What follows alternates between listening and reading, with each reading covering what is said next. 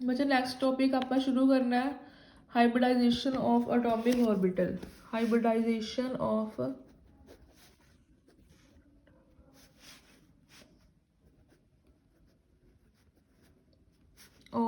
Atomic orbital.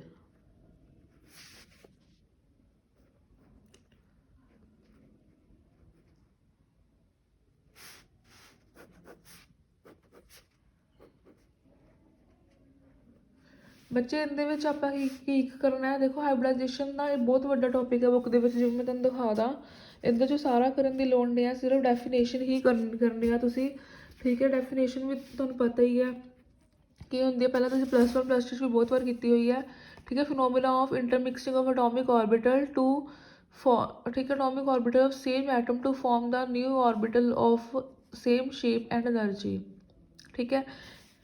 कि अपने को की है phenomena of intermixing of the atomic orbital of same atom, ठीक है।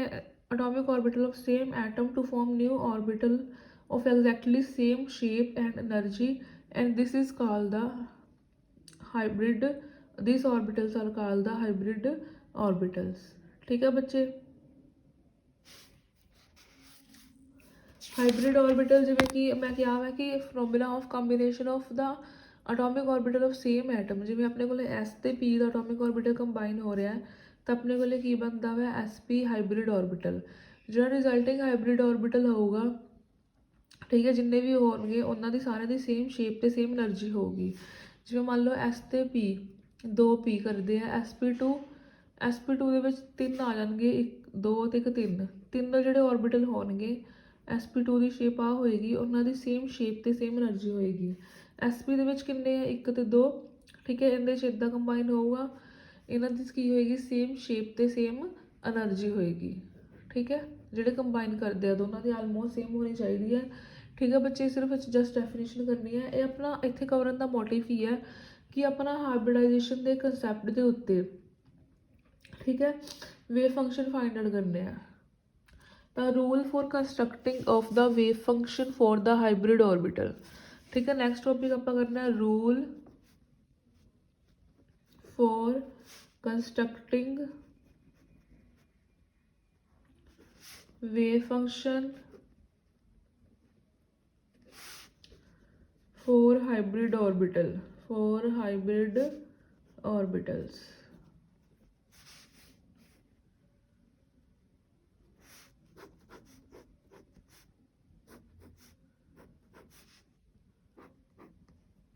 ठीक है बच्चे। सब तो पहला रूल की है कि जिन्ने भी अपने कोले ऑर्बिटल कंबाइंड हो रहे हैं, ठीक है, उन्होंने आप लीनियर कंबीनेशन लेना है। मान लो S ਤੇ P कंबाइन हो रहा है तो इन्हों का लीनियर कंबीनेशन लेना है। इनका वेव फंक्शन ψS, इनका wave function ψP। Linear combination के आप लिखते हैं कि टोटल वेव फंक्शन इनका लीनियर कंबीनेशन होएगा ψS प्लस ψP।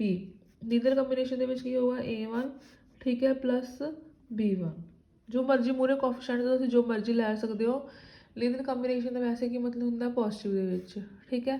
तो जिमें कि अपने को नैक्सट है जिमें मान लो SP2 2 ते 3 हो गए, 3 ऑर्बिटल कंबाइन हो रहे हैं ψS ψP ψPX ψPY ψPZ B1 C1 ते D1, ठीक है बच्चे, B1 C1 ते D1।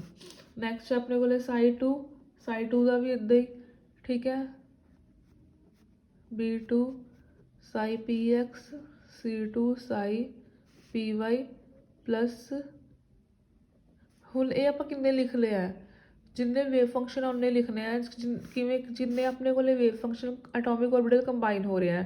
फॉर एग्जाम्पल किन्ने हो रहे 2 ते 1 3, तो आप 3 बार लिखांगे ψ1 ψ2 ψ3 लीनियर कंबीनेशन दे विच, ठीक है।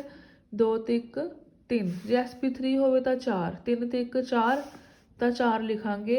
इनके तीनों ही P दे आ गए PX PY PZ, ठीक है, PX PY PZ PX PY ते P, ठीक है, C2 D2 ψ PZ। उमें यह ψ3 का की होगा A3 ψX plus B3 ψ PX plus C3 Sai PY plus D3 Sai PZ।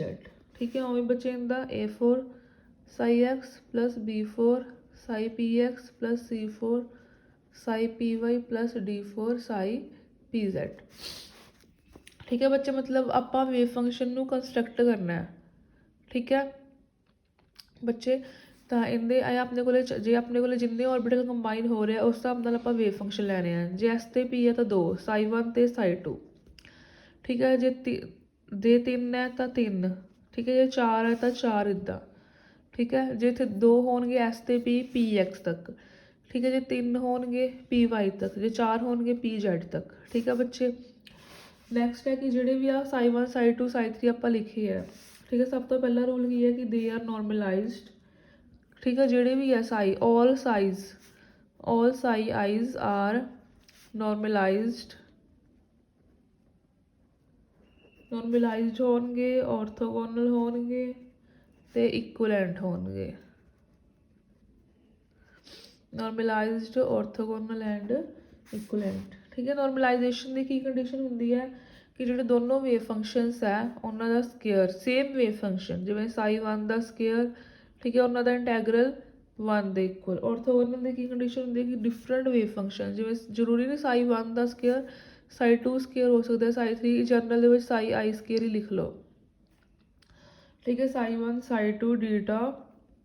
ठीक है, यही होएगा इन्हों का प्रोडक्ट। ऑर्थोगोनल की कंडीशन होंगी डिफरेंट वेव फंक्शन है उन्होंने वो 0 ਦੇ इक्वल जिवें Sai 1 Sai 2 Sai 2 Sai 3 Sai 4 different wave function लैने बच्चे आपां। ठीक है बच्चे, एक होर कंडीशन मैं तुहानूं दसदा जिवें आपां इन्हां दोनों च जिवें जे आपां लैना साई 1 का स्केयर नॉर्मलाइजेशन की कंडीशन लानी है। मान लो 1 ते लगानी है साई 1 ते, ਤਾਂ ਉਹਦਾ ਸਕੇਅਰ ਕੀ ਹੋਏਗਾ 1 ਦੇ ਇਕੁਅਲ ਹੋਏਗਾ। ਸਾਈ 1 ਦਾ ਸਕੇਅਰ 1 ਦੇ ਇਕੁਅਲ ਹੋਏਗਾ। ਠੀਕ ਹੈ ਬੱਚੇ, ਆ 1 ਦੇ ਸਕੇਅਰ ਦਾ ਕੀ ਮਤਲਬ ਹੈ ਬੱਚੇ, ਤੁਹਾਨੂੰ ਨਾ ਸੋਲਵ ਕਰਨ ਦੀ ਲੋੜ ਨਹੀਂ ਹੈਗੀ। ਸਾਈ 1 ਦਾ ਸਕੇਅਰ ਜੋ ਤੁਸੀਂ ਐਡਾ ਵੱਡਾ ਸਕੇਅਰ ਕਰੋਗੇ, ਅੱਗੇ ਤਾਂ ਤੁਸੀਂ a ਪਲਸ b ਦਾ ਸਕੇਅਰ ਦਾ ਤਾਂ ਤੁਹਾਨੂੰ ਸੌਖਾ ਕਰਨਾ, a square plus b square plus 2ab। ਜੋ ਤੁਸੀਂ ਇਹਦਾ ਸਕੇਅਰ ਕਰੋਗੇ ਇਹ 'ਚ 4 ਟਰਮਸ ਹੈ। ਮਤਲਬ ਸਾਈ 1 ਦਾ ਇਹਦਾ ਮਤਲਬ ਕੀ ਹੋ ਗਿਆ, ਤਾਂ ਇਹ ਆ ਗਿਆ a1 ਸਾਈ s plus b1 Sai px plus c1 Sai py plus d1 Sai pz ਦਾ ਸਕੇਅਰ ਡੀਟਾ। ਠੀਕ ਹੈ, ਇਹਦਾ ਸਕੇਅਰ 1 ਦੇ ਇਕੁਅਲ ਆ ਗਿਆ। ਹੁਣ ਜਦੋਂ ਇਹਨੂੰ ਆਪਾਂ ਖੋਲਾਂਗੇ ਸਾਰਾ, ਠੀਕ ਹੈ, a1 ਸਕੇਅਰ ਇਹਨੂੰ a plus b plus c plus d the square. ਇਹਨੂੰ ਖੋਲ੍ਹਣਾ ਜਿਵੇਂ ਤੁਹਾਨੂੰ ਵੈਰੀ ਡਿਫੀਕਲਟ ਟਾਸਕ, ਤਾਂ ਇਹਨੂੰ ਖੋਲ੍ਹ ਕੇ ਜੋ ਰਿਜ਼ਲਟ ਬਣਦਾ ਸਿਰਫ ਉਹੀ ਲਿਖ ਲਓ, ਆ ਸਾਈ ਐਕਸ ਦਾ ਸਕੇਅਰ। ਕਿਉਂਕਿ ਬੱਚੇ ਜੋ ਦੋ ਸੇਮ ਵੇਵ ਫੰਕਸ਼ਨ ਹੈ, ਕਿਉਂਕਿ ਜਿਹੜੀ ਨੋਰਮਲਾਈਜੇਸ਼ਨ ਤੇ ਔਰਥੋਗੋਨਲ ਦੀ ਕੰਡੀਸ਼ਨ ਹੈ ਸਾਰੇ ਹੀ ਵੇਵ ਫੰਕਸ਼ਨ ਤੇ ਲੱਗਦੀ ਹੈ। ਜਿੰਨੇ ਵੀ ਆਉਣਗੇ ਤਾਂ ਹੀ ਮੈਂ ਸਾਈ ਆਈ ਲਿਖਿਆ, ਸਾਈ 1 ਨਹੀਂ ਲਿਖਿਆ ਇਕੱਲਾ, ਸਾਈ 2 ਨਹੀਂ ਲਿਖਿਆ, ਸਾਈ 3 ਨਹੀਂ ਲਿਖਿਆ, ਸਾਈ 4 ਨਹੀਂ ਲਿਖਿਆ। ਠੀਕ ਹੈ, ਸਾਰਿਆਂ 'ਤੇ ਹੀ ਆਊਗੀ। ਠੀਕ ਹੈ ਬੱਚੇ, ਤਾਂ ਸਾਈ ਐਸ ਜਿਹੜਾ ਇੱਥੇ ਸਕੇਅਰ ਹੋਊਗਾ ਸਾਈ ਐਸ ਦਾ ਸਕੇਅਰ ਉਹ 1 ਦੇ ਇਕੁਅਲ ਹੋਊਗਾ। ਤਾਂ ਇੱਥੇ ਕੀ ਆ ਜਾਊਗਾ, ਆਪਾਂ ਸਾਈ ਐਸ ਦਾ ਸਕੇਅਰ ਲਿਖਣਾ ਹੀ ਨਹੀਂ, a1 ਸਕੇਅਰ। ਇਹਨੂੰ ਸੋਲਵ ਕਰਕੇ ਸਿੱਧਾ ਕੀ ਬਣਦਾ, ਉਹ a1 square b1 square plus c1 square plus d1 square. ਬੱਚੇ ਸਕੇਅਰ ਦੇ ਵਿੱਚ ਮਿਕਸਿੰਗ ਕੋਫੀਸ਼ੀਐਂਟ ਵੀ ਆਉਂਦੇ ਆ, ਜਿਵੇਂ a square plus b square plus 2ab ਹੁੰਦਾ। ਬੱਚੇ ਜਿਹੜਾ ਇੱਥੇ ਮਿਕਸਿੰਗ ਦਾ ਹੋਊਗੀ, ਜਿਹੜੀ ਇੱਥੇ ਮਿਕਸਿੰਗ ਦੀ ਮਤਲਬ ਟਰਮ ਮਿਕਸਿੰਗ ਦੀ ਟਰਮ ਹੋਊਗੀ ਜਿਹੜੀ ਬੱਚੇ ਇੱਥੇ, ਠੀਕ ਹੈ, ਮਿਕਸਿੰਗ ਦਾ ਜਿਹੜਾ ਵੈਲਿਊ ਹੁੰਦੀ ਹੈ 0 ਹੁੰਦੀ ਹੈ। ਠੀਕ ਹੈ, ਮਤਲਬ ਜਿਹੜੇ ਮਿਕਸ ਵੇਵ ਫੰਕਸ਼ਨ ਹੁੰਦੇ ਆ 0 ਹੁੰਦੇ ਆ, ਤਾਂ ਮਿਕਸ ਵੇਵ ਫੰਕਸ਼ਨ ਇੱਥੇ ਕੋਈ ਵੀ ਨਹੀਂ ਆਇਆ। ਠੀਕ ਹੈ, ਨਾ ਹੀ ਉਹਨਾਂ ਦੇ ਮਿਕਸਿੰਗ ਕੋਫੀਸ਼ੀਐਂਟ ਆਇਆ a1 b1 ਵਗੈਰਾ। ਠੀਕ ਹੈ, ਮਤਲਬ ਜਿਹੜਾ ਵੀ ਸਕੇਅਰ ਹੋਊਗਾ, ਮੰਨ ਲਓ ਇੱਥੇ ਸਾਈ 2 ਸਕੇਅਰ ਵਾਲੀ ਕੰਡੀਸ਼ਨ ਲਾਉਂਦੇ ਹਾਂ ਆਪਾਂ, ਤਾਂ a2 square b2 square c2 square d2 square ਆ ਜਾਊਗਾ। ਜੇ ਸਾਈ 3 ਦੀ ਕੰਡੀਸ਼ਨ ਲਾਉਂਦੇ ਹਾਂ ਤਾਂ a3 b3, ਮਤਲਬ ਇਨ ਜਨਰਲ ਦੇ ਵਿੱਚ ਮੈਂ ਤੁਹਾਨੂੰ ਦੱਸਦਾ।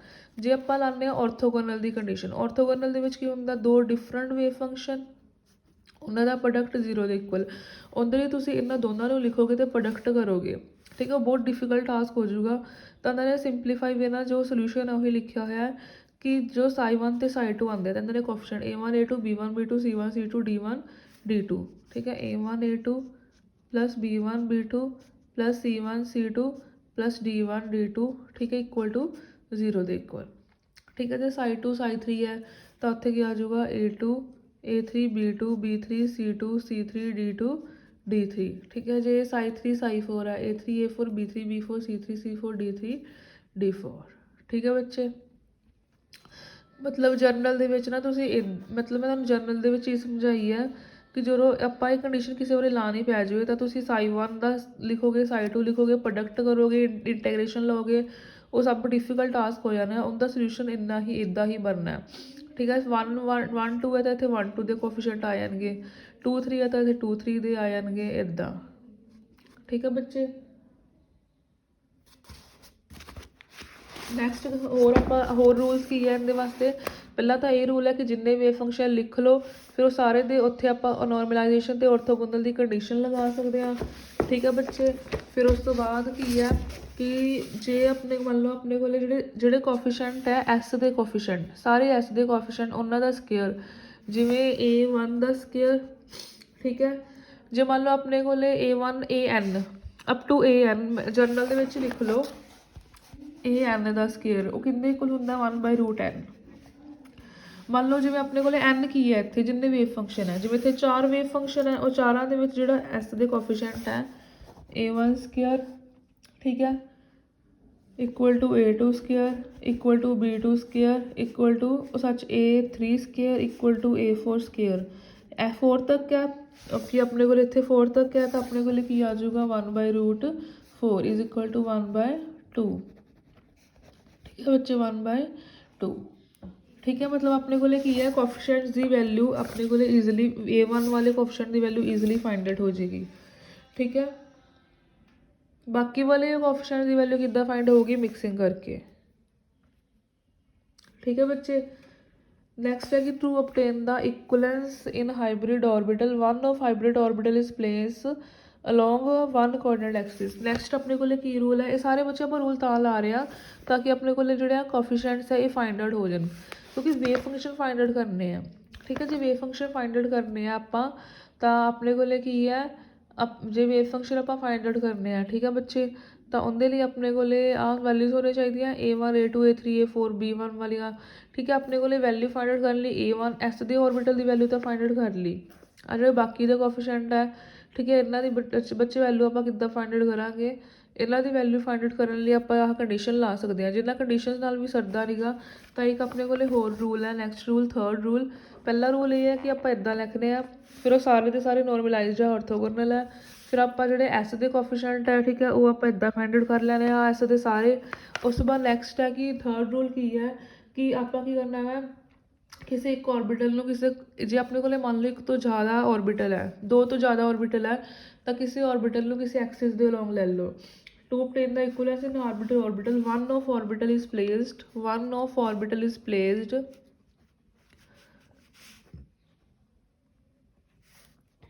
along any axis। ठीक है, along one coordinate axis।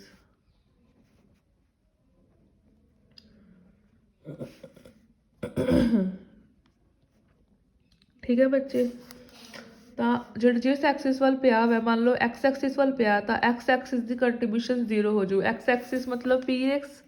ਠੀਕ ਹੈ। PX ਦਾ ਕੋਫੀਸ਼ੀਐਂਟ ਕੀ ਹੈ B1, ਤਾਂ B1 ਦੀ ਕੰਟਰੀਬਿਊਸ਼ਨ ਕੀ ਹੋ ਜਾਊਗੀ ਬੱਚੇ 0। ਠੀਕ ਹੈ। 1 of hybrid orbital is 1 of, ਇੱਕ ਲੈਣਾ, ਜਿਵੇਂ ਆਪਾਂ ψ1 ਲੈ ਲਿਆ, ਜੇ ψ1 ਔਰਬਿਟਲ ਐਕਸ ਐਕਸਿਸ ਦੇ ਅਲੋਂਗ ਲੈ ਲਿਆ ਤਾਂ ਐਕਸ ਐਕਸਿਸ ਵਿੱਚ ਉਹਦੀ ਕੰਟਰੀਬਿਊਸ਼ਨ ਕੀ ਹੁੰਦੇ ਆ ਬੱਚੇ, ਉਹਦੇ ਕੋਫੀਸ਼ੀਐਂਟਸ, ਉਹਦੇ ਕੋਫੀਸ਼ੀਐਂਟ ਕੀ ਹੋ ਜਾਊਗਾ 0। ਜੇ ψ2 ਲੈ ਲਿਆ ਐਕਸ ਐਕਸਿਸ ਦੇ ਵੱਲ ਤਾਂ ਐਕਸ ਐਕਸਿਸ ਦੇ ਵਿੱਚ ψ2 ਦੀ ਕੰਟਰੀਬਿਊਸ਼ਨ ਕੀ ਹੈ B2, ਉਹ 0। ਜ਼ਰੂਰੀ ਨਹੀਂ ਐਕਸ ਐਕਸਿਸ ਵੱਲ ਲੈਣਾ ਹੈ, ਜੇ ਵਾਈ ਐਕਸਿਸ ਵੱਲ ਲਓਗੇ ਵਾਈ ਦਾ ਕੋਫੀਸ਼ੀਐਂਟ 0 ਹੋ ਜਾਊਗਾ, C2 0 ਹੋ ਜਾਊਗਾ। ਜੇ ψ3 ਨੂੰ ਲਓਗੇ ਤਾਂ C3 0 ਹੋ ਜਾਊਗਾ। ਠੀਕ ਹੈ ਬੱਚੇ। ਤਾਂ ਇਹ ਵਾਲੇ ਰੂਲ ਸੀਗੇ। ਇਹਨਾਂ ਰੂਲਸ ਨੂੰ ਨਾ ਆਪਾਂ ਨਾ ਕਿਤੇ ਅਪਲਾਈ ਕਰਦੇ ਹਾਂ ਤਾਂ ਸੌਖਾ ਰਹਿ ਜਾਊਗਾ। ਜਿਵੇਂ ਕਿ ਮੰਨ ਲਓ ਆਪਾਂ ਕੋਫੀਸ਼ੀਐਂਟ ਫਾਈਂਡ ਆਊਟ ਕਰਨੇ ਆ, calculation of coefficient of atomic orbital of sp hybridization। calculation of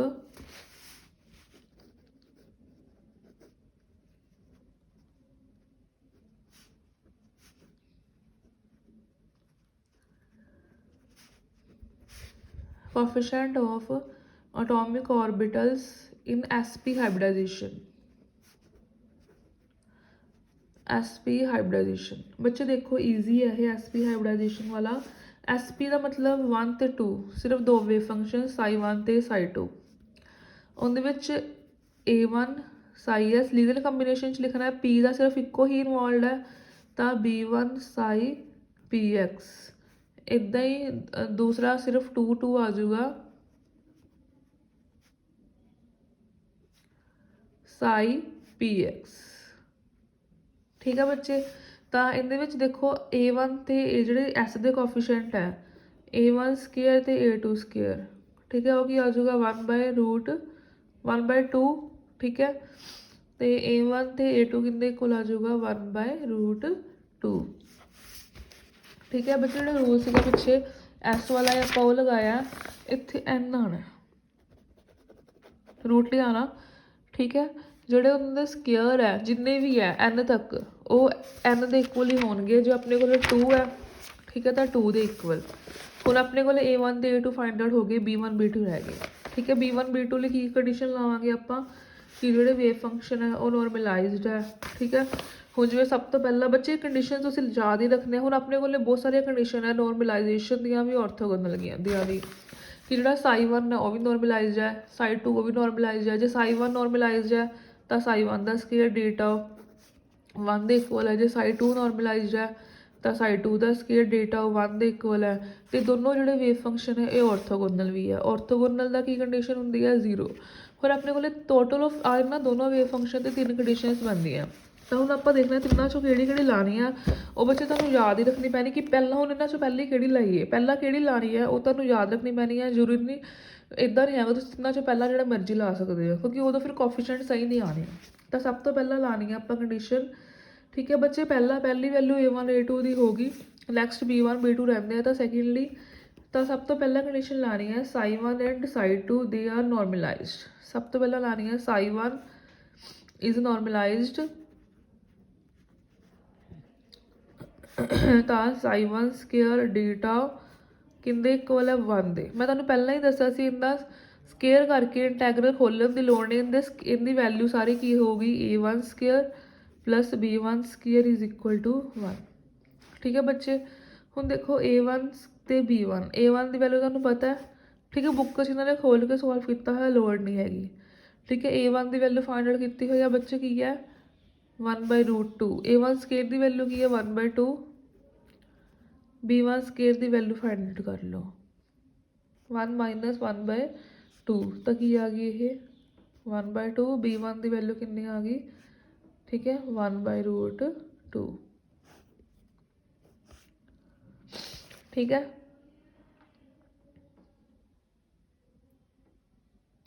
next ਬੱਚੇ ਦੇਖੋ ਨੈਕਸਟ ਕੰਡੀਸ਼ਨ ਆਪਾਂ ਲਾਵਾਂਗੇ ਕਿ ਜਿਹੜਾ ਸਾਈ 1 ਤੇ ਸਾਈ 2 ਹੈ ਦੋਨੋਂ ਔਰਥੋਗੋਨਲ ਹੈ ਠੀਕ ਹੈ ਦੂਜੀ ਕੰਡੀਸ਼ਨ ਆਪਾਂ ਨਹੀਂ ਲਾਣੀ ਆ ਲਾਵਾਂਗੇ ਕਿਉਂਕਿ ਆਪਣੇ ਕੋਲ ਰਹਿ ਕਾਦੀ ਵੈਲਿਊ ਕੀ ਸਿਰਫ B1 B2 ਦੀ ਸਾਈ 1 ਤੇ ਸਾਈ 2 ਦੇ are orthogonal since they are orthogonal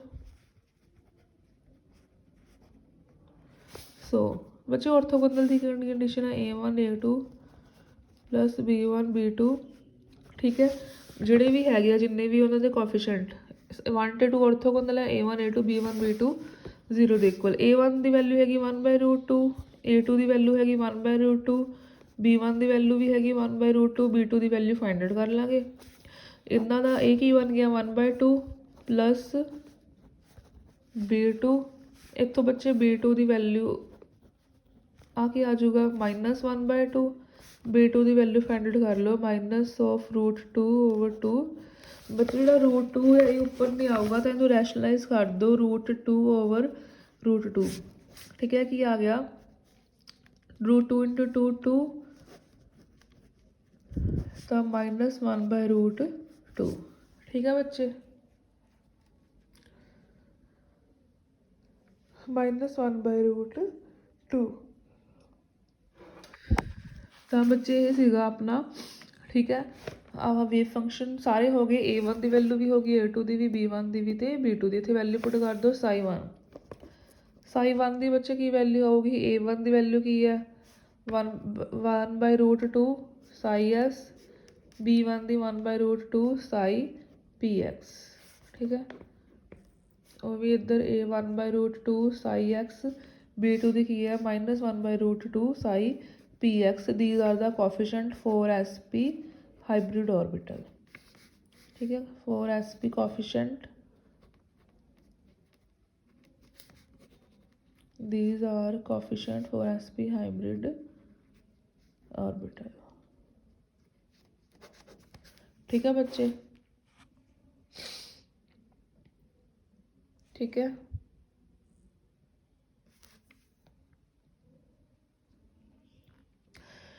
ਤਾਂ ਇਹਨੂੰ ਆਪਾਂ SP2 ਤੇ SP3 ਤੇ ਅਪਲਾਈ ਕਰਾਂਗੇ, ਉਹ ਆਪਾਂ ਨੈਕਸਟ ਵੀਡੀਓ 'ਚ ਕਰਾਂਗੇ। ਠੀਕ ਹੈ, ਕੁਛ ਨਹੀਂ ਕੀਤਾ ਇਹਦੇ ਵਿੱਚ ਤਾਂ ਆਪਾਂ। ਠੀਕ ਹੈ ਬੱਚੇ, ਜਿਹੜੀ ਕੰਡੀਸ਼ਨ ਲਾਈ ਹੈ, ਠੀਕ ਹੈ, ਜਿਵੇਂ 3 ਕੰਡੀਸ਼ਨ ਬਣਦੀਆਂ ਸੀ ਟੋਟਲ, ਆਹ ਲਾਉਣ ਦੀ ਲੋੜ ਨਹੀਂ ਪਈ। ਹੁਣ ਜੇ ਤੁਸੀਂ ਆਹੀ ਪਹਿਲਾਂ ਲਾ ਦੋਗੇ ਤਾਂ ਲੋੜ ਹੀ ਨਹੀਂ ਹੈਗੀ। ਇਸ ਕਰਕੇ ਬੱਚੇ ਤੁਹਾਨੂੰ ਸਟੈਪ ਥੋੜ੍ਹੇ ਯਾਦ ਰੱਖਣੇ ਪੈਣੇ ਆ ਕਿ ਪਹਿਲਾਂ ਮੈਂ ਆਹ ਕੰਡੀਸ਼ਨ ਲਾਈ ਸੀ sin1 ਸਕੇਅਰ ਵਾਲੀ, ਫਿਰ ਆਹ ਕੰਡੀਸ਼ਨ ਲਾਈ ਸੀ sin1 sin2 ਵਾਲੀ। ਠੀਕ ਹੈ ਬੱਚੇ, ਵੀ ਪਹਿਲੀ ਵਾਹ ਇਹ ਵੀ ਨਹੀਂ ਹੈਗਾ ਪਹਿਲਾਂ ਤੁਸੀਂ ਆਹ ਲਾ ਦੋਗੇ, ਪਹਿਲਾਂ ਆਹ ਲਾਣੀ ਪਏਗੀ ਫਿਰ ਆਹ ਲਾਣੀ ਪਏਗੀ। ਬੱਚੇ ਇਹ ਦੋਨੋਂ ਸਟੈਪ, ਦੋਨੋਂ ਨੇ ਇਹ ਜਿਹੜੀਆਂ ਕੰਡੀਸ਼ਨਸ ਵਾਲੇ ਸਟੈਪ ਤੁਹਾਨੂੰ ਯਾਦ ਰੱਖਣੇ ਪੈਣਗੇ। ਠੀਕ ਹੈ, ਤਾਂ ਇਹਨਾਂ ਨੂੰ ਯਾਦ ਰੱਖਿਓ। ਓਕੇ ਸਟੂਡੈਂਟ, ਚਲੋ ਨੈਕਸਟ ਆਪਾਂ ਨੈਕਸਟ ਵੀਡੀਓ 'ਚ ਕਰਾਂਗੇ।